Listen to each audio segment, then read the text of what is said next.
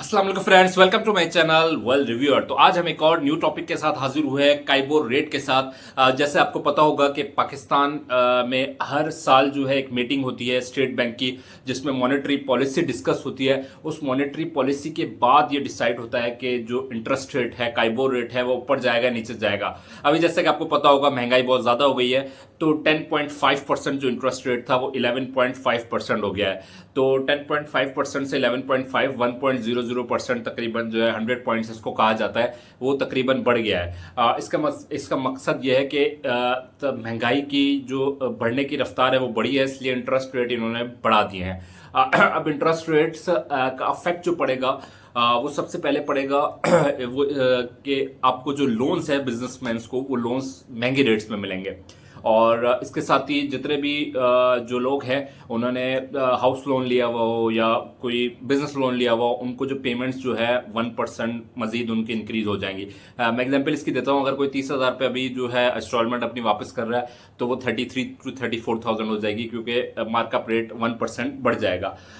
तो 1% बढ़ने से किन किन लोगों को फ़ायदा होगा उसके बारे में डिस्कस करते हैं। नेशनल सेविंग्स में जिन्होंने इन्वेस्टमेंट की हुई होगी, उसका इंटरेस्ट रेट बढ़ने के बाद उनका प्रॉफिट रेशो थोड़ा सा बढ़ जाएगा। हो सकता है उनको 12% मिलने लग जाए। इस तरह कन्वेंशनल बैंक्स में जिन्होंने या इस्लामिक बैंक्स में जिन्होंने इन्वेस्ट किया होगा, हो सकता है उनके प्रॉफिट रेट्स बढ़ जाए। म्यूचुअल फंड्स में जिन्होंने सेविंग्स स्कीम्स में, इसके अलावा इन्वेस्टमेंट स्कीम में, सेविंग सर्टिफिकेट्स में, इन सब चीज़ों में जिन्होंने भी इन्वेस्ट किया होगा उनके प्रॉफिट रेट्स बढ़ जाएंगे।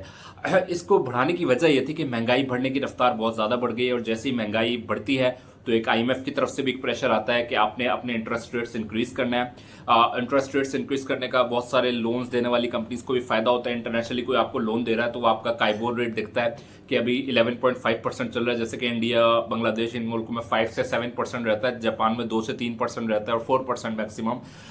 तो अगर कोई लेट सपोज कोई आईएमएफ कर्जा दे रहा है, तो उसको रिटर्न करने के लिए जो आपको उसको इंटरेस्ट देना पड़ेगा, वो उसकी परसेंटेज बढ़ जाती है। सऊदी अरब कर्जा दे रहा है, दुबई दे रहा है, तो इसलिए वो भी इस चीज़ को बहुत अप्रिशिएट करता है। तो इससे एक फॉरेन इन्वेस्टमेंट्स के बारे में हो सकता है। बाकी महंगाई का ये है कि महंगाई कंसिस्टेंटली बढ़ेगी। इसका मतलब यही है, स्टेट बैंक ने यही रिव्यू किया है कि महंगाई बढ़ेगी। इसका फ़ायदा जो होगा कन्वेंशनल बैंक्स और जो इसमें इन्वेस्टमेंट्स की हुई हैं उनका फ़ायदा होगा, और लॉन्ग टर्म में इसका जो है बहुत अभी एक महीने बाद हर महीने इसकी मीटिंग होती है। नेक्स्ट मीटिंग में देखते हैं क्या होता है। लेकिन बहरहाल जो कारोबारी हजरात हैं उनके लिए बहुत बुरी खबर होती है, क्योंकि कारोबारी हजरात का जो पूरा बिजनेस साइकिल है वो इसी तरह चलता है। वो फर्स्ट ईयर जो है 6 मंथ्स का बैंक से लोन देते हैं, फिर वो रिटर्न करता है, तो उनको इंटरेस्ट रेट जो है ऊपर पड़ेगा काफ़ी ज़्यादा।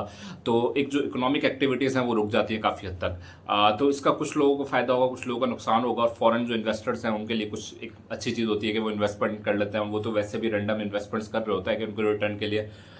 तो इसके अलावा जो पांडा बॉन्ड जो पाकिस्तान इशू करेगा, उसमें ज़्यादा से ज़्यादा जो इन्वेस्टर हैं वो अट्रैक्ट होंगे।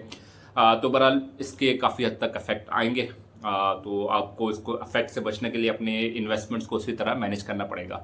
अब तक के लिए इतना ही। इंशाल्लाह ताला मिलते हैं कुछ मजीद वीडियोस के साथ। इस तरह की कुछ मजीद फाइनेंशियल टॉपिक्स पर वीडियोस देखने के लिए हमारे चैनल वर्ल्ड रिव्यूअर को जरूर सब्सक्राइब कर लीजिएगा। अल्लाह हाफिज़।